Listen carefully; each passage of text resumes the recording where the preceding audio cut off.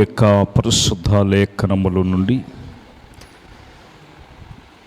నిర్గమకాండము 3వ అధ్యాయము ప్రారంభ వచనాన్ని మనం పఠించుకుందాము.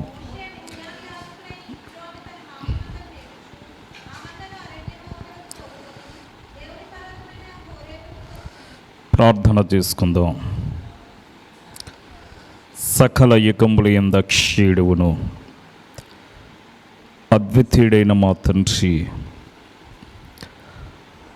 ఈ పరిశుద్ధమైన శ్రేష్టకరమైన నామమును బట్టి వందనములు. అలనాడు ఇశ్రాయేలు ప్రజలు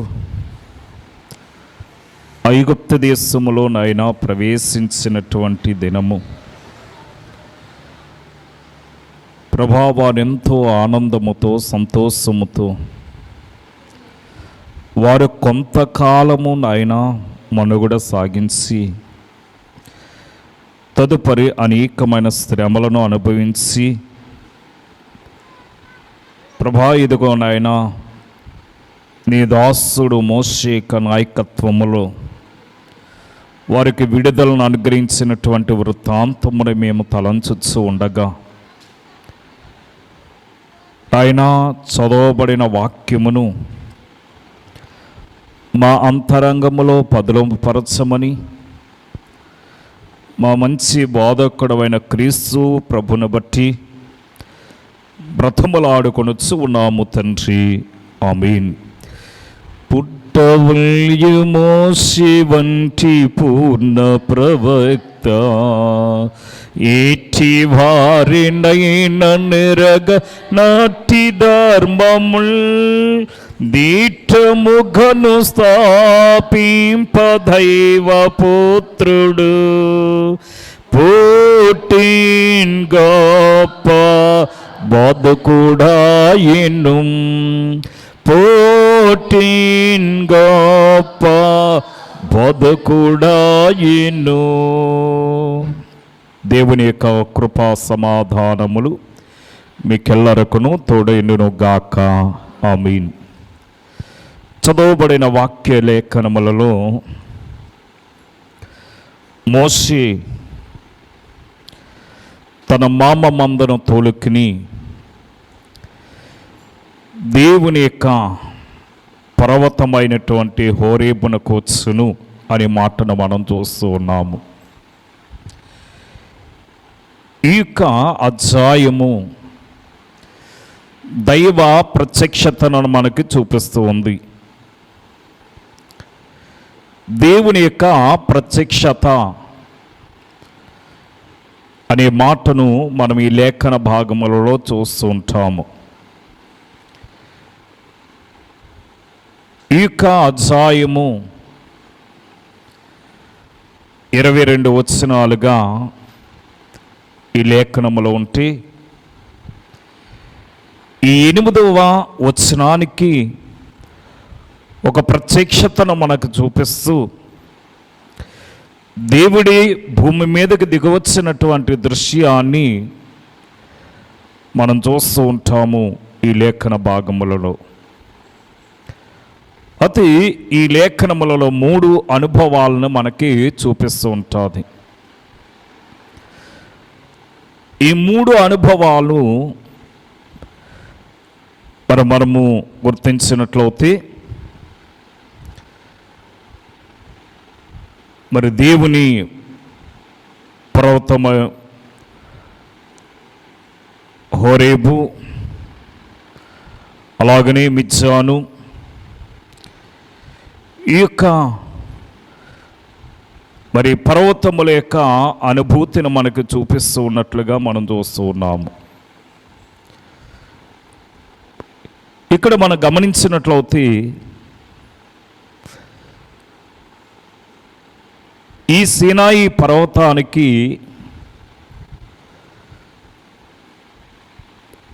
ఉన్నటువంటి మరి యొక్క పేరు ఏమిటంటే హోరేబు అనే మాటను మనం చూడాలి. లేక దేవుని యొక్క పర్వతము హోరేబు అనే మాటను మనం చూస్తూ ఉన్నాము. ఈ యొక్క పర్వతానికి ఇంత ప్రత్యక్షత రావటానికి గల కారణం ఏమిటంటే, దేవుని యొక్క ధర్మశాస్త్రము ఇవ్వబడినటువంటి స్థలమే ఈ యొక్క సీనాయి పర్వతము. అలాగని దేవుని యొక్క గుడారము యొక్క మరి సామానాలను చూపించినటువంటి పర్వతము ఈ యొక్క సీనాయి పర్వతము. అలాగని ఇశ్రాయేలు ప్రజలు 11 నెలల 20 దినాలు ఈ పర్వతం దగ్గర వారు నివసించారు గనుక ఈ పర్వతము పరిశుద్ధమైనది, అనగా దేవుని పర్వతము అంటములో ఎటువంటి సందేహము లేదన్నమాట. ఈ పర్వతమును ఒకటి ప్రార్థనలకు,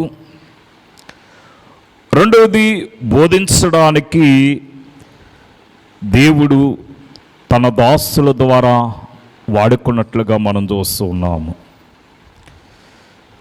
అలాగనే దేవుని కుమారుడైనటువంటి యేసు క్రీస్తు కూడా ఈ కొండ పర్వతములను లేక ఈ కొండలను ఆయన ప్రార్థనా స్థలములుగాను ప్రసంగ స్థలములుగా వాడుకున్నట్లుగాను కూడా మనము చూస్తూ ఉంటాము. అలాగని ఈ దైవ ప్రత్యక్షతను మనం గమనించినట్లయితే ఒక మాటను మనం చూస్తున్నాము ఈ 4వ వచనములో, దాన్ని చూచుటకు యెహోవా చూచెను, దేవుడు ఆ పొద నడుము నుండి మోషే మోషే అని అతనే పిలుచును. కనుక ఒక పొద నడుమున యెహోవా దూత ప్రత్యక్షమైనట్లుగా మనం చూస్తున్నాం. ఆ దూత నిబంధనలో యెహోవా దేవుడు ప్రభు అన్నట్లుగా మనం చూస్తూ ఉన్నాం. అందుకని ఇక్కడ మనం గమనించినట్లయితే ఈయన ఆ స్థలానికి వచ్చినట్లుగా మనం చూస్తున్నాము. పొద అనగా తీగలతో అల్లబడినది అనే మాట యెషయా భక్తుడు మనకు చూపిస్తాడు. యెషయా గ్రంథం 5వ అధ్యాయము ప్రారంభ 7 వచనాలను మనం గమనించినట్లయితే అక్కడ ఈ యొక్క తీగలతో అల్లబడినటువంటి ఆ యొక్క పొదను మనం చూస్తూ ఉంటాం. అనగా మన వాడిక భాషలో మనము పొదని ఏమంటామంటే డొంక అంటాము. అందుకని ఆ డొంక కదలాలంటే దానికున్న తీగ పట్టుకుంటే ఆ డొంకంతా కూడా కదిలి వస్తుంది అని మన యొక్క నమ్మకము, మన విశ్వాసము. కీర్తన గ్రంథము 80వ అధ్యాయము 11వ వచనాన్ని మనం గమనిస్తే, దాని తీగలు సముద్రము వరకు వ్యాప్తించును, యూఫ్రటీసు నది వరకు దాని రెమ్మలు వృద్ధి పొందినట్లుగా మనం చూస్తున్నాము. ఇశ్రాయేలీలు ద్రాక్ష చెట్టుకి పోల్చబడ్డరి. ఇశ్రాయేలీలు అనగా వారి యొక్క వృద్ధి, వారి యొక్క అభివృద్ధిని మనకు చూపిస్తూ వారు ఎంతగా అభివృద్ధి పొందారో హోషేయ గ్రంథము 10వ అధ్యాయము ప్రారంభ వచనములో మనం చూస్తూ ఉంటాం. ఇశ్రాయేలీలు విస్తారముగా వ్యాప్తించిన ద్రాక్ష చెట్లతో సమానము. ద్రాక్ష చెట్ల వలె దేవుడు ఇశ్రాయేలీలను పోల్చుచున్నాడు. అందుకని ఈ మోషే ఆ మండుచున్నటువంటి ఆ పొద యొద్దకు, అనగా ఆ పొద ఎలాగూ కాలిపోతుందో లేక ఆ యొక్క మంట ఎలాగూ వృద్ధి చెందుతున్నదో చూడటానికి మోషే అటు తట్టు వచ్చినట్లుగా మనం చూస్తున్నాం.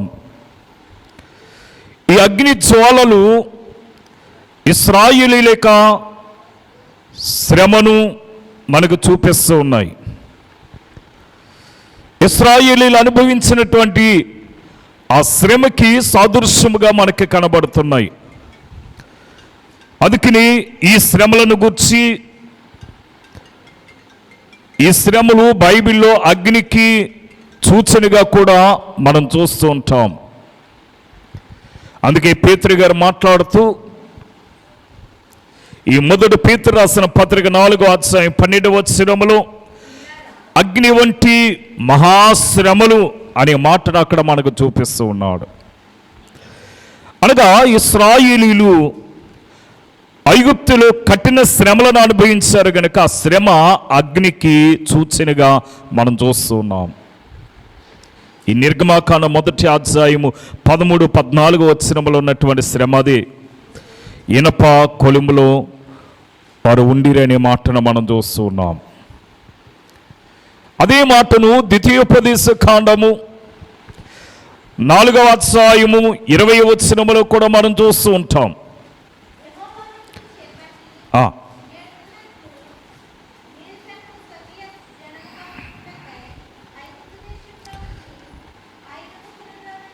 ఆ ఇనప కొలుములో నుండి, అంటే ఆ శ్రమల యొక్క ఊపులో నుండి, భయంకరమైనటువంటి ఆ యొక్క శ్రమల నుండి దేవుడు మిమ్మల్ని విడిపించును అనే మాటను మనం చూస్తున్నాం.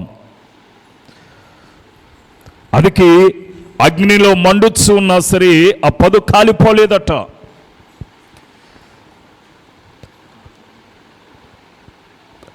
అగ్ని ఆ పొదను కాల్చలేకపోయింది. సహజంగా మనం చూస్తాం అగ్ని పొదలను, గడ్డిని, అలాగనే అక్కడ ఉన్నటువంటి సామగ్రిని యావత్తు కూడా అగ్ని ఏం చేస్తుందంటే ఆహుతి చేస్తూ ఉంటుంది, కాల్చి వేస్తూ ఉంటుంది. కానీ ఇక్కడ అగ్ని కాల్చలేకపోయింది. అంటే దానికి గల కారణం ఏంటంటే ఆ పొద కాదు, కానీ ఆ పొదలో ఉన్న దేవుడే దానికి కారకుడు. అందుకే ఆ 1వ అధ్యాయము నిర్గమాకాండ 1వ అధ్యాయము 12వ వచనములో మనం చూసి చూడండి, వారిని శ్రమ పెట్టి కొలది. కనుక దేవుని ప్రజలను అగ్ని వంటి శ్రమలు కాల్చివేయలేవు అంటానికి ఇదొక నిదర్శనము. ఏమిటి అంటే ఐగుప్తులో వారిని పెట్టినటువంటి ఆ శ్రమ విస్తరించే కొలది వారు పెరిగారే తప్ప తరిగిపోలేదు. ఆ శ్రమ వచ్చే కొలది వారు ఏం చేశారంటే అభివృద్ధి పొందినట్లుగా మనము చరిత్రలో మనం చూస్తూ ఉన్నాం. ఎంతగా అభివృద్ధి చెందారంటే వారు నా ప్రాంతము వారితో నింపబడింది. అందుకనే మోషే కూడా ఆ పొద ఎలా కాలిపోలేదో నేను ఆ తట్టు వెళ్ళి ఆ గొప్ప వింతను నేను చూచెదను అంటున్నాడు. ఆ గొప్ప వింతను నేను చూడాలి అనుకుని ఆ స్థలానికి వచ్చాడట. ఆ స్థలానికి వచ్చేటప్పుడు అతనికి ఒక స్వరం వినపడుతుంది, మోషే నీవు నిలబడని ఈ స్థలము పరిశుద్ధ స్థలము, నీ పాదములకున్న ఆ చెప్పులను విడిచిపెట్టు. బహుశా తనున్న స్థలాన్ని విడిచి మరి ఒక స్థలానికి మోషే ఎలాగైతే వచ్చాడో అలాగే మనము కూడా మన జన్మస్థలాన్ని విడిచి, అనగా పాపపు జీవితాన్ని విడిచి ప్రభు దగ్గరికి రావలసిన వారమై ఉన్నాము. అంటే తప్పిపోయినటువంటి కుమారుడు తన స్థలమును విడిచి ఎలాగైతే తండ్రి యొద్ద సంపూర్ణ దీవెన పొందటానికైనా తిరిగి వచ్చాడు, అదే స్థితిలో మనము కూడా దేవుని యొక్క సన్నిధికి రావలసిన వారమై ఉన్నాం. అపొస్తలుల కార్యములు 8వ అధ్యాయము 21వ వచనాన్ని మనం గమనిస్తే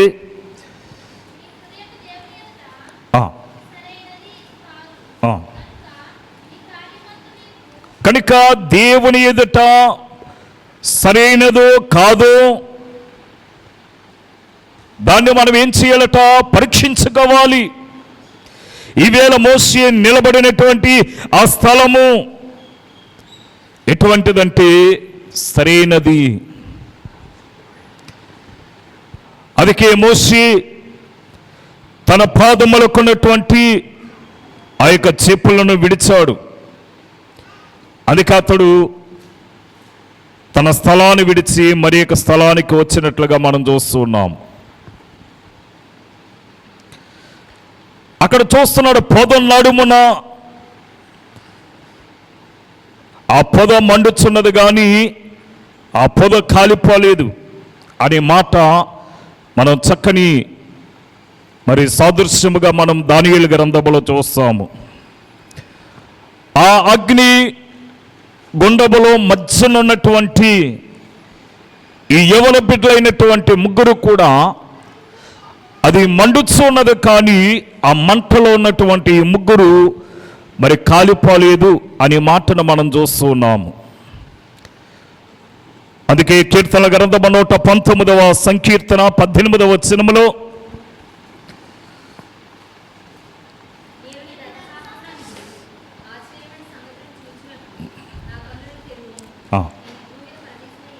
కనుక ఇప్పుడు మనం ఏం చేయాలంటే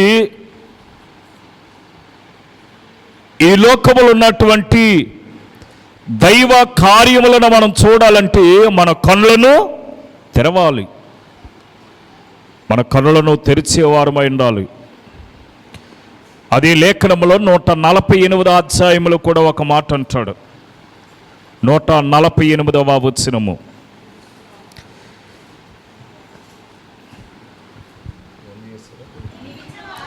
నీవిచ్చిన వాక్యము నేను ధ్యానించుటకై నా కనులు నా కనులను నేను తెరుచుకుందని అంటున్నాడు. కనులను తెరుచుకోవాలి. ఎందుకంటే మోసే దృష్టి ఆ పొద మీదే ఉంది.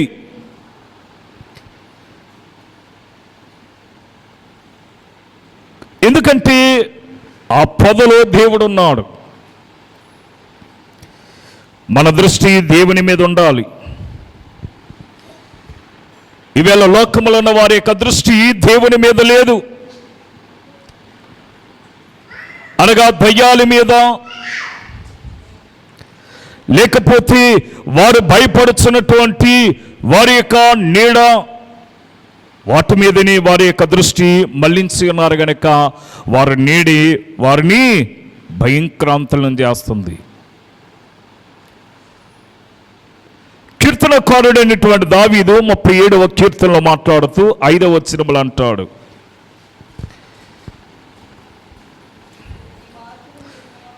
నీ మార్గములను యెహోవాకు అప్పగింపుము, నీవు ఆయన నమ్ముకునుము, ఆయన నీ కార్యములను నెరవేర్చను. నీవు ఆయన నమ్మటము లేదు, అందుకే నీ కార్యములను జరగటము లేదు. నువ్వు ఆయన నమ్మటము లేదు, అందుకే లోకంలో ఉన్నటువంటి ఆ చెట్టు యొక్క ఆ గాలికి ఊగుచున్నటువంటి ఆ కొమ్మను చూసి నీవు భయపడుతున్నావు, లేకపోతే నీ నీడను చూసి నీవు భయపడుతున్నావు, లేకపోతే ఎవరో చెప్పిన మాటను బట్టి బయటికి రావటానికి నీవు భయపడుతున్నావు. అంటే నువ్వు దేవుని యందు విశ్వాసం ఉంచడం లేదు కనుకని ఆ భయము నిన్ను ఏం చేస్తుంది? భయపెడుతూ ఉంది. బైబిల్ గ్రంథములో మనం చూస్తున్నాము, భయపడరాదు, భయపడరాదు, భయపడరాదు. ఆయన వైపు చూసి స్థిరముగా ఉంటాం. మనము ఆయన వైపుకు చూసి మనము సాగిలు పడతాము, అనగా మనం సాగిపోతాము. మనం ఎవరికి భయపడవలసినటువంటి అవసరత ఉండదు. ఆయన వైపుకు చూడలేనప్పుడే మనం ఏం చేస్తాం? మునిగిపోతాం. పేతురు గారిని చూడండి. మీరు మత్తయి సువార్త 14వ అధ్యాయానికి వస్తే 29-30 వచనములలో ఎవరు యేసు రమ్మనగాని పేతురు దోణి దిగి యేసు యొద్దకు వెళ్ళుటకు నీళ్ళ మీద నడుచును గాని, ఏమ్మా నీళ్ళ మీద నడుస్తున్నాడు కానీ గాలిని చూచి భయపడి ఏం చేస్తాడట? గాలి వైపు చూసినప్పుడు మునిగిపోతున్నాడట. యేసును చూచేప్పుడు నీటి మీద నడిచాడు. యేసును చూస్తూ నడిచి గాలిని చూచి మునిగిపోసాగాడు. ఈవేళ నీవు కూడా భక్తి మార్గములో నడుచుచున్నానని నీవు అనుకుంటూ లోకం వైపుకు చూస్తున్నావేమో. దేవుని విశ్వసించి దేవుని నమ్ముకుని నేను దేవునిలో ఉన్నాను కదా అంటూ నీవు లోకాస్సులో పడిపోతూ ఉన్నావేమో. నీవు లోకాస్సులో పడిపోతే పేతురు ఎలా మునిగిపోతున్నాడో నీవు కూడా లోకములో మునిగిపోతావు.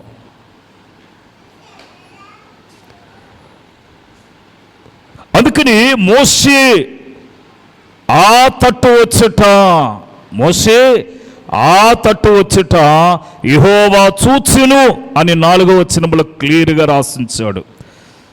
ఎందుకంటే ఆయన సమస్తమును ఏం చేస్తున్నాడట? చూస్తూ ఉన్నాడు. ఆయన చూచే దేవుడై ఉన్నాడు.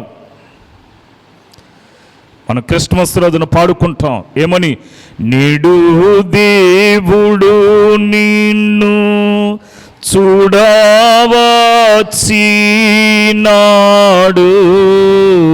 నేడు దేవుడు నిన్ను చూడవచ్చినాడు, మేలుకో నరుడా మేలుకో. కనుక మోషే ఆ తట్టు రావటము ఎవరు చూస్తారట? దేవుడే చూస్తాడట.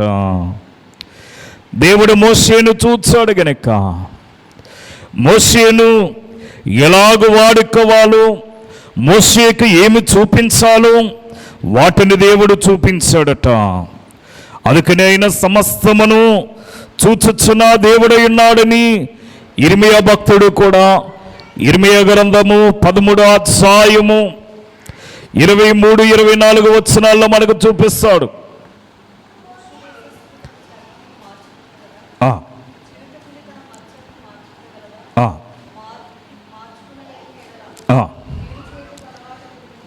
ఆ కీడు చేటుకు అలవాటు పడినటువంటి మీరును మేలు చేయలేరు. కాబట్టి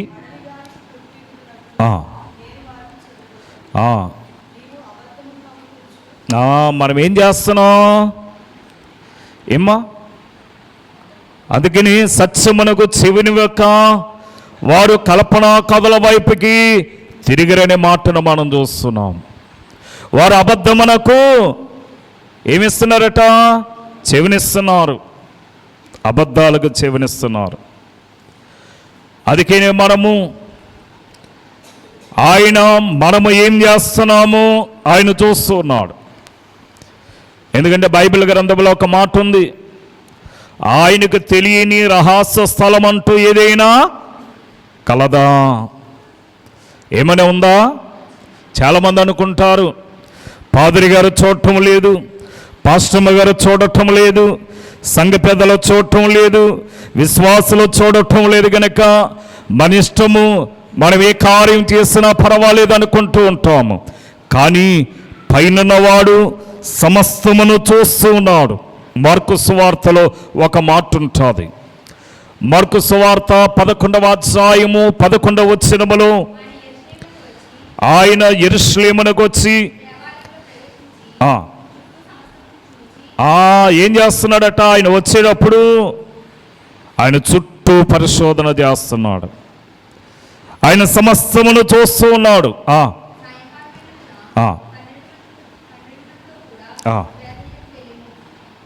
కనుక ఆయన ఏం చేశాడట? ఆ ప్రాంతపు చుట్టూ ఆయన చూశాడు. ఆయన దృష్టి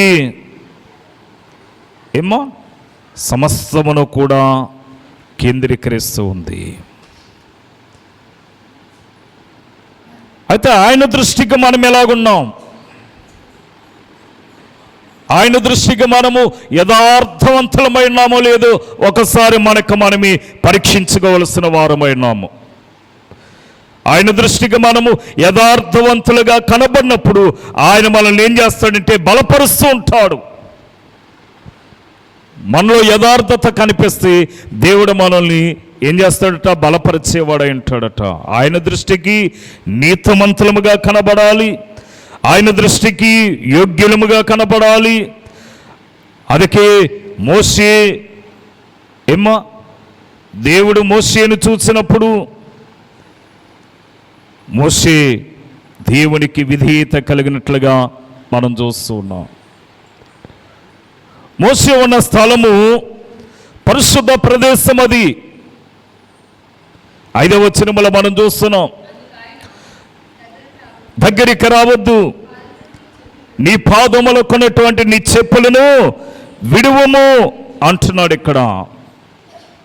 ఎందుకంటే పాత నిబంధన కాలంలో కొన్ని పరిశుద్ధ స్థలాలను మనం చూస్తాం. ఉదాహరణకి దేవాలయము, అలాగనే ఆ యొక్క పాలెము, అవన్నీ కూడా పరిశుద్ధమైనటువంటి స్థలాలు.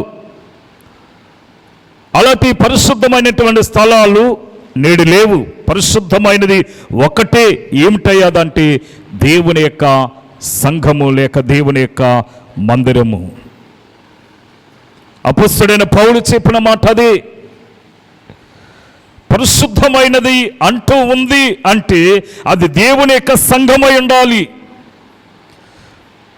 1 కొరింథీయులకు రాసిన పత్రిక 3వ అధ్యాయము 16-17 వచనములలో మనము దేవుని యొక్క ఆలయమై ఉన్నాము, దేవుని ఆత్మ మనలో నివసించుచున్నది. ఎవడైనను దేవుని ఆలయమును పాడు చేస్తే దేవుడు వానిని పాడు చేయనంటున్నాడు ఇక్కడ. కారణం ఏమిటంటే మనమే ఆయన సంఘమై ఉన్నాము గనుక, మనమే ఆయన దేవాలయమై ఉన్నాము గనుక. మోషే పరిశుద్ధ స్థలంలో ఉన్నప్పుడు దేవుడు మాట్లాడుతున్నాడు మోషేతో.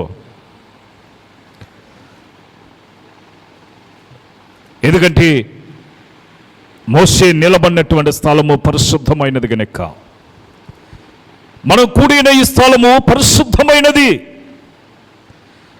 అందుకే మనతో ఎవరు మాట్లాడాలి? దేవుడు మాట్లాడాలి. మోషే దేవునితో మాట్లాడుతున్నాడా? దేవుడు మోషేతో మాట్లాడుతున్నాడా? మోషేతో దేవుడే మాట్లాడుతూ ఉన్నాడు.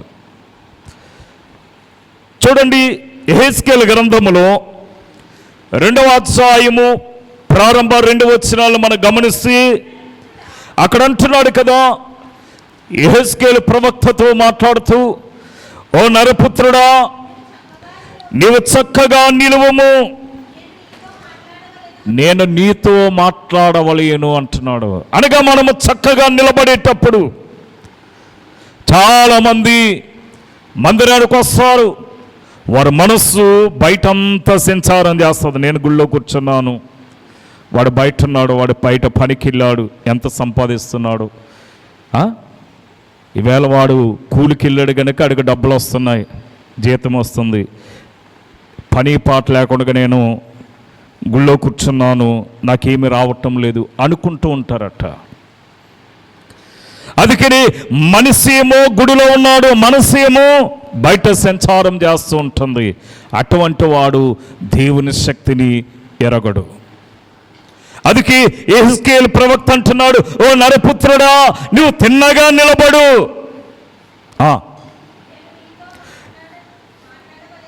నేను నీతో మాట్లాడవలెనని ఆయన నాతో మాట్లాడినప్పుడు ఆత్మ నాలోనికి వచ్చి నన్ను నిలవబెట్టును. యెహెజ్కేలు చక్కగా నిలబడేటప్పుడు దేవుడు మాట్లాడుతున్నాడట. 3వ అధ్యాయం 24వ వచనానికి రండి. ఆత్మ నాలో ప్రవేశించి నన్ను చక్కగా నిలవబెట్టిన తర్వాత యెహోవా నాతో మాట్లాడిను. చాలండి, మనం చక్కగా నిలబడాలి, దేవుని సన్నిధిలో చక్కగా కూర్చోవాలి. అందుకే అనగా ఒక వాక్యాన్ని మనకు చూపిస్తారు. కొన్ని దేవాలయాల్లో వాక్యాలు రాస్తుంటాయి. నీవు దేవుని సన్నిధికి పోయినప్పుడు నీ ప్రవర్తన జాగ్రత్తగా చూసుకునవలెను అనే మాటను మనం చూస్తూ ఉంటాము. ఏం చూడాలట? జాగ్రత్తగా చూసుకోవాలి. నీవు దేవుని మందిరానికి వచ్చేటప్పుడు నీ ప్రవర్తన ఎలాగుంది, నీ వస్త్ర తీరు ఎలాగుంది, నీ మాట తీరు ఎలాగుంది, నువ్వు కూర్చునే ఆ తీరు ఎలాగుంది, ఇవన్నీ కూడా మనము శ్రద్ధగా చూసుకోవాలట. అందుకే అంటాడు, మన పరిశుద్ధ స్థలంలో చక్కగా నిలబడేటప్పుడే దేవుడు మనతో మాట్లాడుతూ ఉంటాడన్నమాట. దేవుడు మోషేను చెప్పులు విడిచిపెట్టమన్నాడు, కానీ యెహోవా దూత ఉన్న స్థలం పరిశుద్ధమైనది కనుక చెప్పులు విడమని చెప్పాడు. అయితే మనము క్రొత్త నిబంధనలోనికి వచ్చేటప్పటికి అక్కడ అంటాడు, నీ చెప్పులను తొడుక్కునుము. ఏమంటున్నాడు? యెహెజ్కేలుతో కూడా ఇదే మాట అన్నాడు. 5వ అధ్యాయం 15వ వచనాన్ని మనం చూస్తే యెహెజ్కేలు గ్రంథములో ఇదే మాట అంటాడు.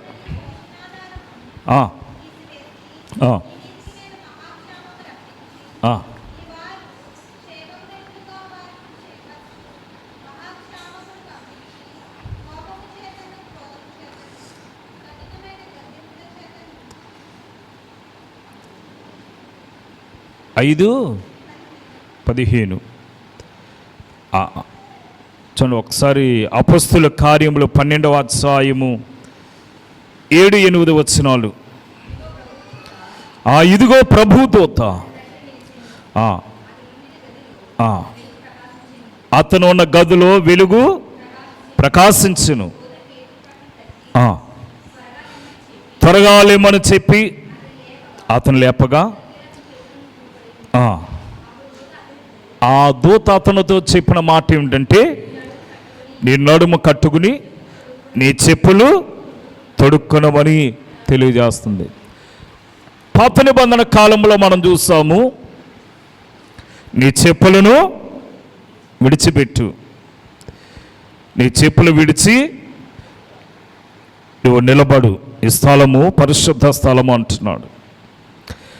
ఇక్కడ నీ చెప్పులు తొడుక్కుని నువ్వు బయటికి రా అంటుంది దేవుని దూత. అనగా ఇది మన యొక్క అలవాట్లు, మన పద్ధతులను విడిచిపెట్టాలి, మన ఆలోచనలు విడిచిపెట్టాలి, మన వ్యర్థ ప్రవక్తలను విడిచిపెట్టాలి. అప్పుడే మనం క్రీస్తు ద్వారా విమోచింపబడిన వారమై ఉంటాం. అందుకే అంటాడు, మునుపటి ప్రవక్తన విషయంలో మన ప్రాచీన స్వభావం వదులుకుని దేవుని పోలికగా సృష్టింపబడిన నవీన స్వభావమును మీరు ధరించుకొనవలెను అంటాడు. మనకి నవీన స్వభావాన్ని మనం ధరించుకోవాలంటే మన పాత స్వభావాలను అన్నిటిని విడిచిపెట్టాలి, మన పాత పద్ధతులను విడిచిపెట్టాలి, మనకున్న అలవాట్లను విడిచిపెట్టాలి. అలా విడిచిపెట్టి యేసు వైపుకు చూడటాన్ని బట్టి మనము దేవుని యొక్క శక్తిని పొందుకుంటాం. మోషేతో దేవుడు అంటున్నాడు, నేను నీ తండ్రి దేవుడును అంటున్నాడు. ఎవరి తండ్రి దేవుడు? మోషే యొక్క తండ్రి యొక్క దేవుడట. ఎవరైనా? అబ్రహాము దేవుడు, ఇస్సాకు దేవుడు, యాకోబు దేవుడని మోషేతో చెప్పగా తన ముఖమును కప్పుకుని దేవుని వైపుకు చూడటము వెరిచాడట, ముఖాన్ని ప్రక్క తిప్పుకున్నాడట. ఇక్కడ మనము ఈ మాట, ఈ యొక్క అధ్యాయంలో 3 పరిణామములు మనం చూస్తూ ఉన్నాము నిర్గమకాండములో. ఇదే మాటను మనము 3 పరిణామములు మోషేతో అనగా అబ్రహాము, ఇస్సాకు, యాకోబుల దేవుడును అని చెప్పి వస్తున్నాడు. నిర్గమకాండము 3వ అధ్యాయము 6వ వచనము, 15వ వచనము, 16వ వచనాలను మనం చూస్తే మరి ఇదే మాటను మనం చూస్తూ ఉంటాము. అయితే బైబిల్లో అబ్రహాము దేవుడని 25 పరిణామములు మనకు కనపడుతుంది. అక్కడ అబ్రహాము దేవుడని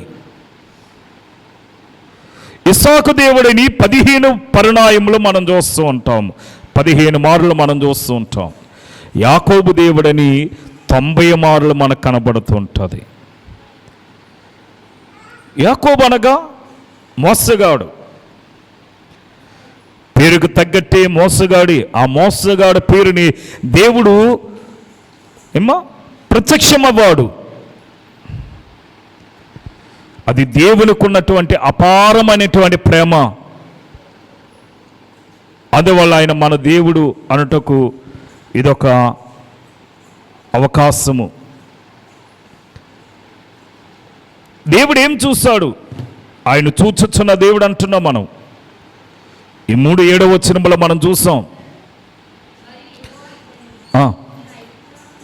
నేను ఐగుప్తీలోనున్న నా ప్రజల యొక్క బాధను నిశ్చయముగా చూచేతను అంటున్నాడు. ఆయనేం చూశాడు? ఆయన నరుల యొక్క నడకలను చూశాడు.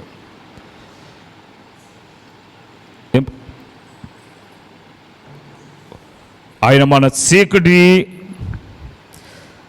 ప్రవక్తలను చూచాడు. ఆయన మన ఊహలను చూచాడు. రెఫరెన్స్ రాసుకుంటే యోబు గ్రంథం 34:21లో మన నడకలన్నీ ఆయన చూసేవాడై ఉన్నాడని, అలాగనే కీర్తనల గ్రంథం 139, 11, 12 వచనాలు, అలాగనే ఆదికాండము 6వ అధ్యాయం 5వ వచనంలో మనం చూస్తున్నాం. అందుకని ఇక్కడ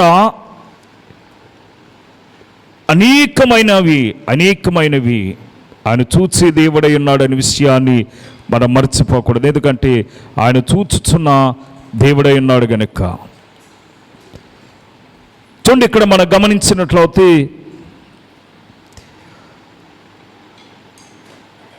కీర్తనల గ్రంథము 86వ అధ్యాయము 13వ వచనములో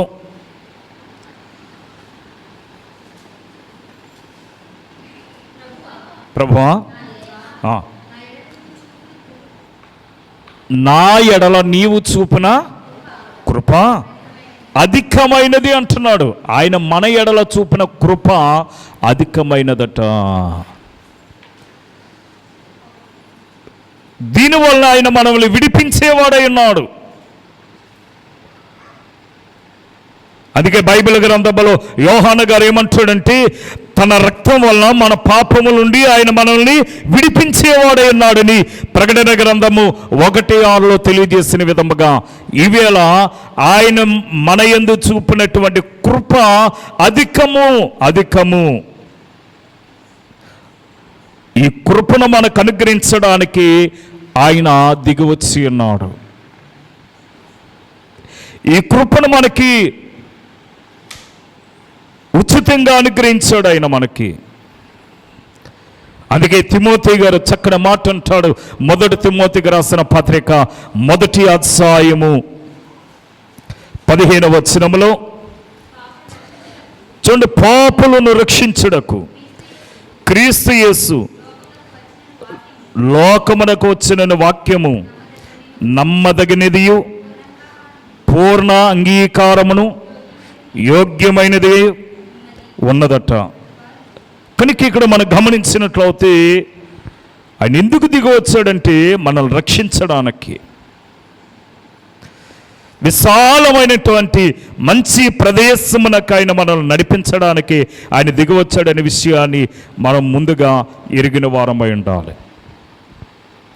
దీని కొరకు కీర్తనకారుడైనటువంటి దావీదు కూడా 73వ కీర్తనలో చక్కగా వర్ణిస్తాడు. 23వ వచనంలో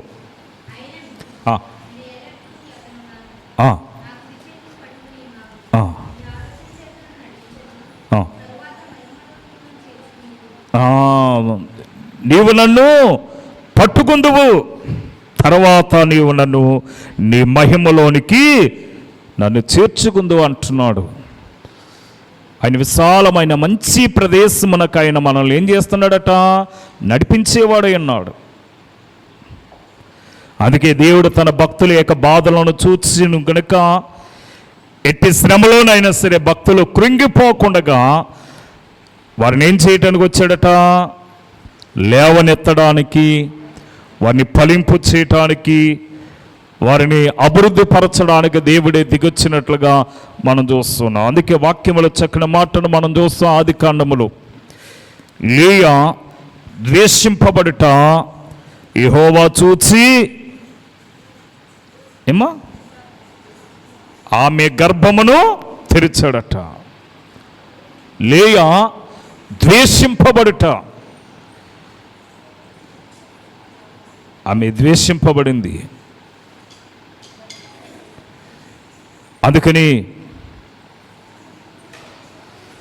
ఎవరైతే లేయాను ద్వేషించారో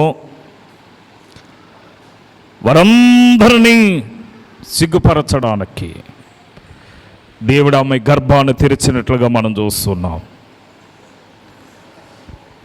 మన ప్రతి విషయంలో కూడా దేవునికి ఏం చేయాలట? మొరపెట్టేవారమై ఉండాలి. మొరపెట్టుట దేవునికి ఒక కారణము, దేవుని యొక్క కృపను పొందుకోవటము ఒక కారణము.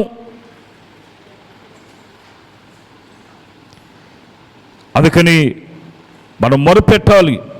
అపొస్తలుడైనటువంటి పౌలు గారు ఫిలిప్పీ సంఘంతో మాట్లాడుతూ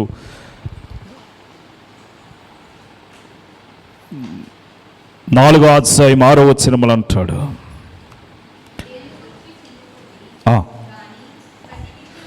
ప్రతి విషయములోనూ ప్రార్థన విజ్ఞాపనల చేత మీ విన్నపములను దేవునికి తెలియజేసుకోవాలట. మన విన్నపాలు దేవునికి చెప్పాలి. మనుషులకు చెప్పుకుంటే ప్రయోజనం లేదు, దేవునికి చెప్పాలి. అలాగని చెప్పి దేవుని యొక్క కృపను పొందుకుని మోషే ఎలాగైతే దేవుని ప్రత్యక్షతను అందుకున్నాడు, మోషే ఎలాగైతే దైవ ప్రత్యక్షమైనటువంటి ఆ స్థలములో ప్రవేశించాడు, మనము కూడా దేవుని మందిరములో ప్రవేశించి దైవ దీవెన పొందుకునే గొప్ప ధన్యత దీవెన ప్రభు మనకు అనుగ్రహించును గాక. ఆమీన్. మహోన్నతుడును సర్వోన్నతుడైన మా తండ్రి, వినిన వాక్యమును బిడ్డల తమ అంతరంగంలో పదులము చేసుకుని నేను స్తుతించే గొప్ప ధన్యత బిడ్డలకు దయచేయమని యేసు నామములో వేడుకొనుచు ఉన్నాము తండ్రి. ఆమీన్.